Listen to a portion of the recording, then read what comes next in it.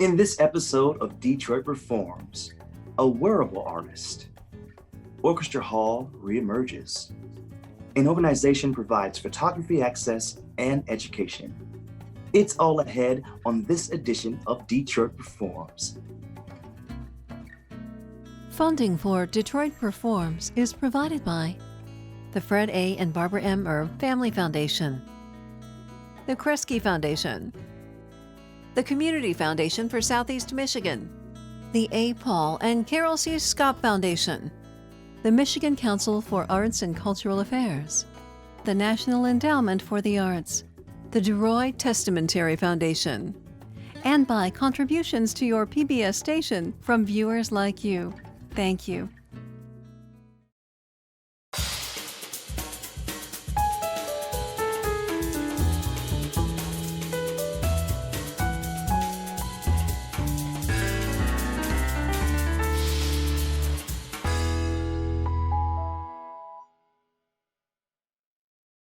Hello, and welcome to Detroit Performs. I am your host, DJ Oliver, and today I'm chilling in my living room, keeping in touch with social distancing out there, y'all.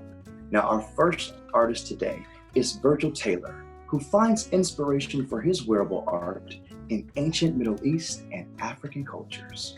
Check him out, y'all.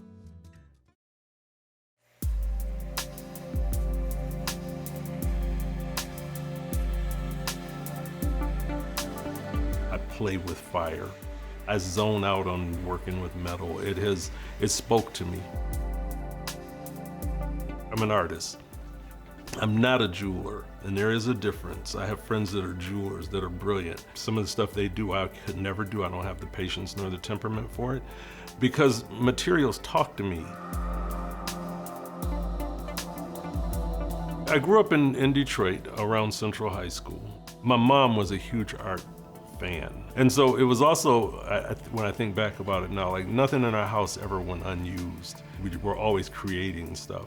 And so I guess I had a natural aptitude for it. I've had a very interesting life, but I wasn't doing my craft all the time. I'd come back to it, I'd do it. And then this particular facility, Birmingham Bloomfield Art Center, I was in my 30s when I discovered this place. And so this place started getting me back into it. I have an affinity for certain types of jewelry. Most of the stuff that inspires me comes out of the ancient Middle East. That's kind of why I call it the ancient craft. Ancient Africa or African nations, Middle Eastern nations. My inspiration tends to be around those regions, those processes. I have an affinity for ancient techniques. I went to Africa last year and spent time with the Maasai. I was really honored to do that and fascinated by their processes because they're so raw. I mean, when you have people making like annealing metal over dung ovens, I mean, which is pretty fascinating to watch. I do a lot of really organic stuff. I'm very fond of happy accidents. You know, a lot of times other people will go for refining something. I'm like, no, that's perfect. Leave it just like that. It works for me. So I don't strive to make art that is real refined. I have a ring that I'm working on now. I had no clue when I started with this ring what I was gonna do. And I ended up with a stone that I had no idea I was gonna get, but it just kind of all evolved. And the final touches are this evening on that piece.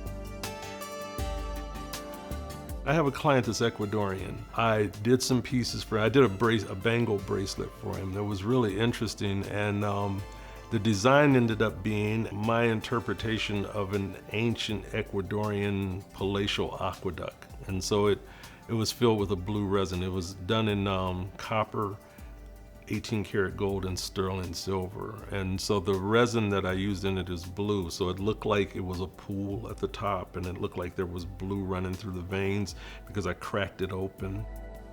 I had another client, a young man she was very close to, was killed in the naval accident off the coast of Japan a few years ago.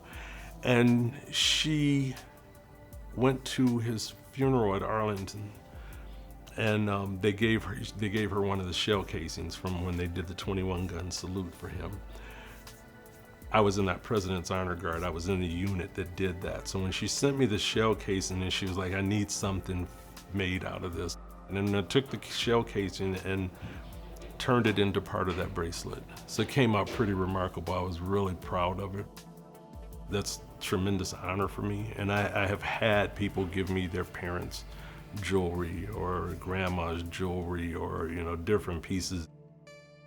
I got this urn that I'm getting ready to do. That's just a huge honor for somebody to entrust that kind of thing to me.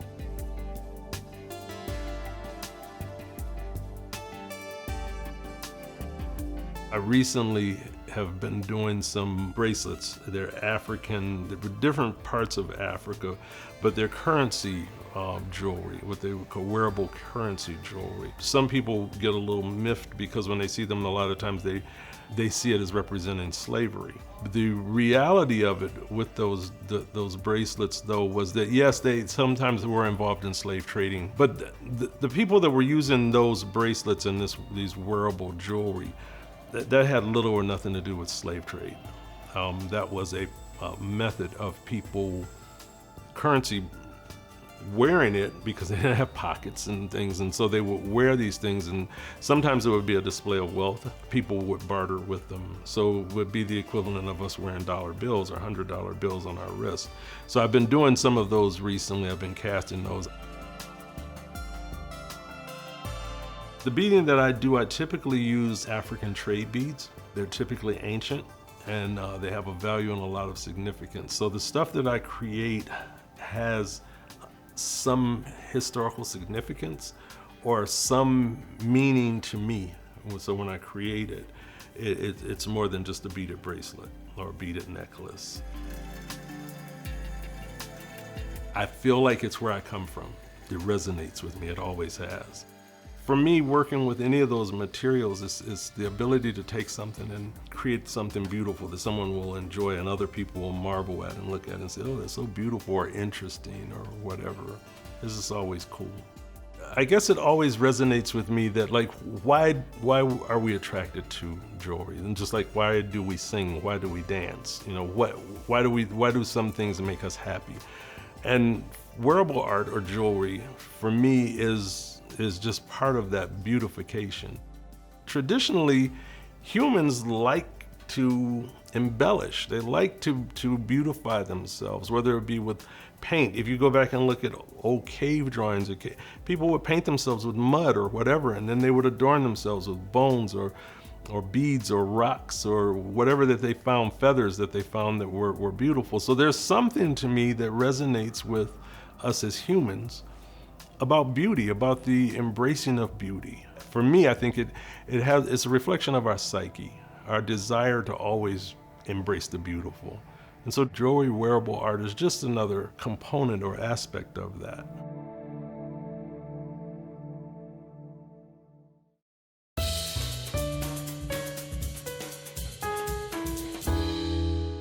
You can learn more about Virgil Taylor, as well as all the artists that we feature on DetroitPerforms.org.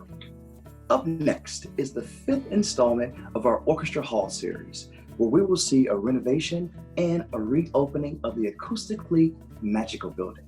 Check it out. The hall has certainly had its ups and downs, and the fact that it was almost demolished, when you think back at that, there's certain aspects of that you just feel lucky about. The fact that the orchestra didn't leave the city, that we stayed here, and that we came back to the hall ultimately. We had to bring a fresh, complete, overcoming spirit to this place, to rebuild it, in a sense, to recapture what happened in that summer of 1919. When you would come to Detroit, it was there. It was the immovable object. I really can't imagine the Detroit Symphony playing somewhere else. I think this building is an essential part of the Detroit Renaissance.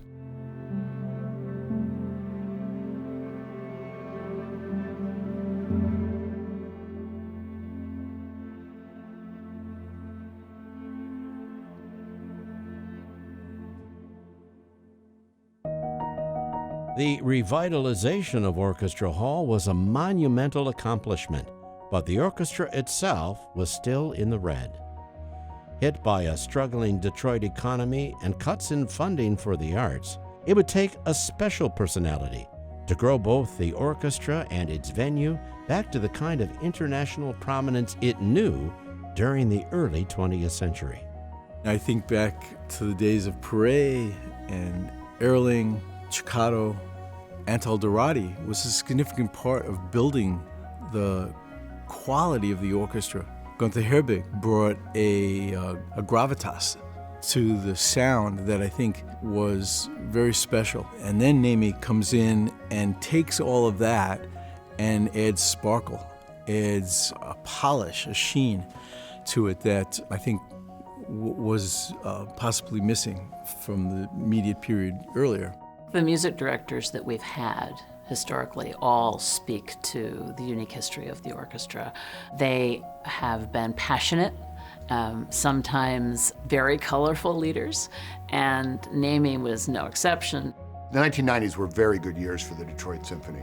They're back in their historic home. They have a very charismatic new music director named Nemi Järvi, who's Estonian-born, who makes a kind of instant connection with the audience. To me, Nemi was a jewel.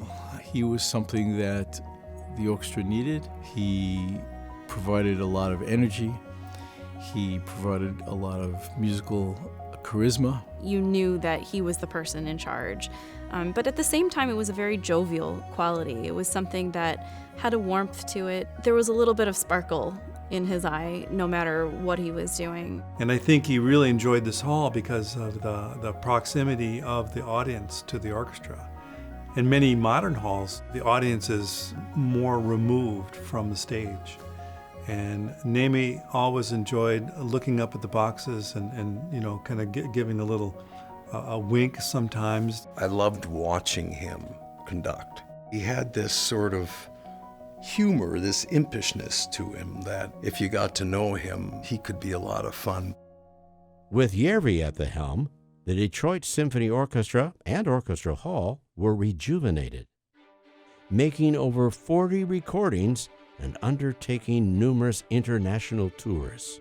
Their success during the closing decade of the 20th century once again cemented Orchestra Hall's position as a world-class symphonic home.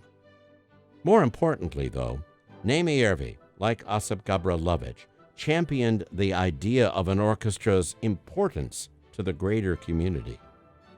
If the orchestra were to stay in Orchestra Hall for good, it would take more than just a revival of the old hall. It would take a transformation.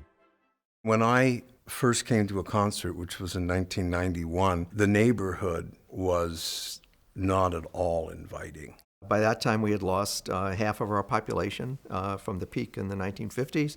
The auto factories had left, population and jobs and businesses were fleeing the city. And so there's a lot of sense of, well, why bother? Who cares about Detroit? We just knew that we needed to revitalize this immediate neighborhood.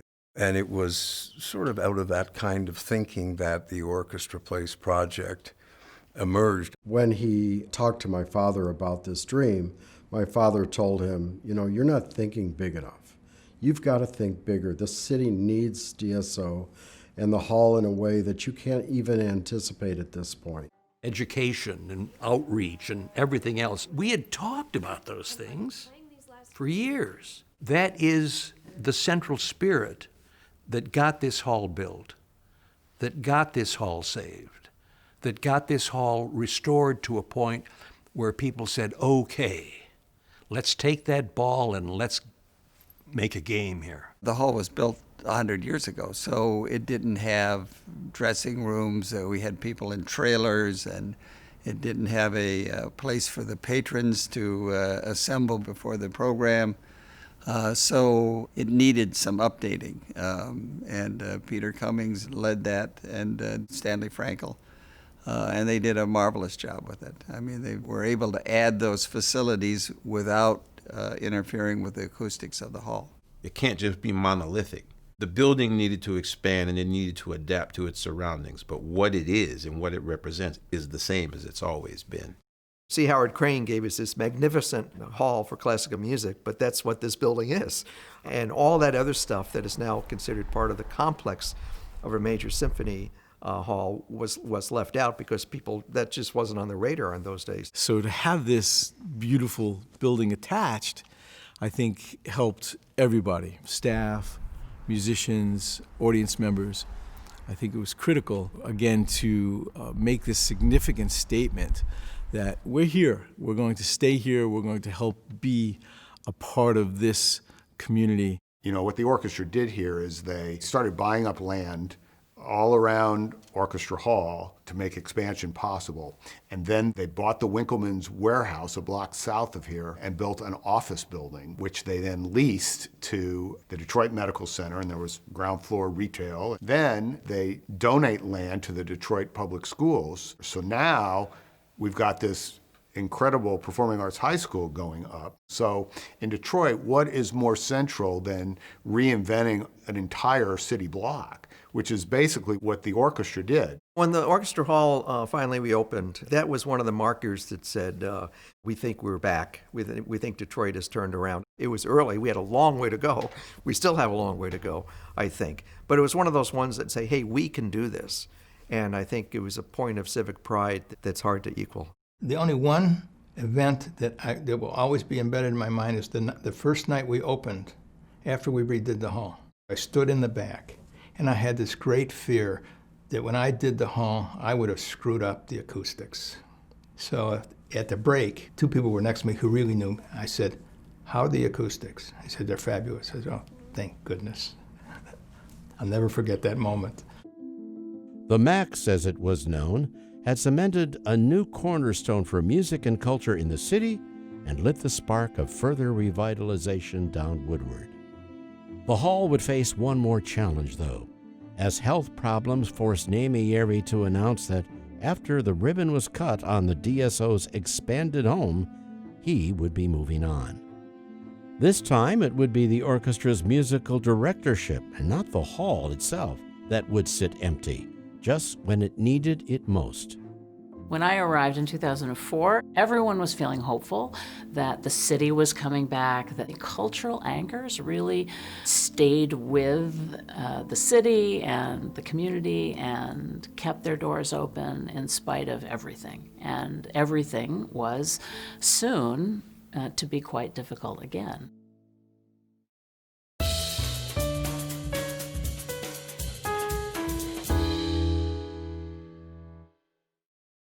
Now let's check out some upcoming events coming to you virtually from around the D.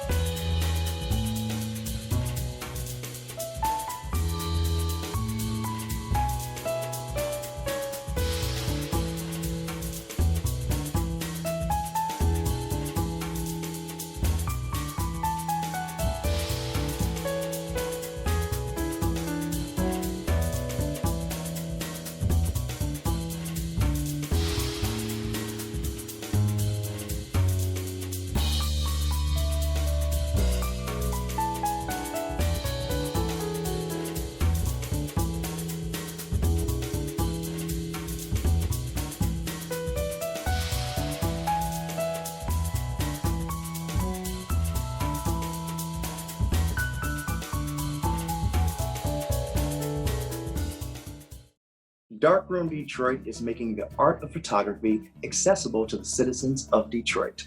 Let's see how now. As a nonprofit community organization, giving the community access to cameras is really important. So people who are in the neighborhood can stop by and check out a Canon AE1, which is a great camera to learn on, and can come in and check it out for a week. It actually costs nothing. There's no money involved in that. We loan those cameras out with the hopes that people are discovering a new art form or brushing up on an old art form, and they can come in and borrow a camera. We'll show you how to load the film. We regularly hold classes that teach people how to process black and white film. We have the facilities here for people to do that themselves, as well as make prints. So giving access to the community for sort of that whole spectrum of being interested in something, all the way to creating a body of work that makes them feel good about that journey is really important to us. We have a really great membership base. Our membership base is currently sitting around 100 people. To be able to build a community of photographers who are all sort of interested in the same thing, and then finding out beyond that how we can all connect is really important work for us. Even now, as sort of new as a lot of like digital media is and the way we consume imagery, I think even younger people are starting to feel that disconnection between their work and how it's being made and how it's being viewed. And there is some more importance being put onto being able to physically touch that, and especially with things like a print swap, it's a really great way to interact with your community, with your fellow photographers, fellow artists, on this journey of making these sort of very defined decisions on wanting to, create work in a specific way. How can we facilitate that? And a lot of times it comes down to something as simple as having access to film. We are kind of far removed from the era of film. Those things are hard to come by. And as we're seeing this resurgence, we're seeing more and more access coming to not just the artists, but the people who support them. So I think, it's a great thing happening for younger artists. And the great thing about film photography is the patience that is inherent in the art form, right? So having to be limited by how many exposures you have on a roll of film, or what ISO your film is, and how it works in certain lighting conditions. All those things help photographers develop a style and develop a workflow, and film's really great because it has all those things built into it. So we've had some gallery walkthroughs of shows that have been up around the city, photo walks, trying to bring in people to talk to our members about things that are important to them. Sometimes it's about ensuring equipment. Sometimes it's about what legal ramifications you might have if you're shooting somewhere in public. We've done really great architectural photo walks, things that our members say, these are things that are important to us or that we like, and being able to facilitate that to them in a way that is sort of, impactful, but not impossible for us to do on a regular basis. So as a community organization, we recognize that an important part of interacting with our community is interacting with its youth. So being able to offer youth classes and workshops and working with other organizations in our community is really important to us. So in the past year, we've partnered with a few organizations, Capturing Belief, as well as the Downtown Boxing Gym, and finding organizations that have access to youth that want to learn how to make images is really great. So for us to be able to go in there with 5 or 6 cameras and find kids that really want to learn and teach them from the basics all the way to printing work and having an exhibition of that work is really great for building a new generation of Detroit photographers.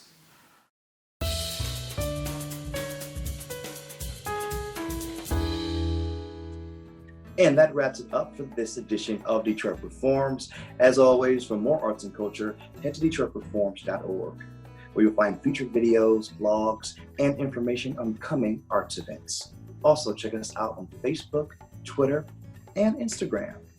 Make sure you're staying safe out there, and we'll continue to bring you the best of Detroit's art scene. Until next time, get out there and show the world how Detroit performs, y'all. I'm DJ Oliver. Thanks for watching, guys.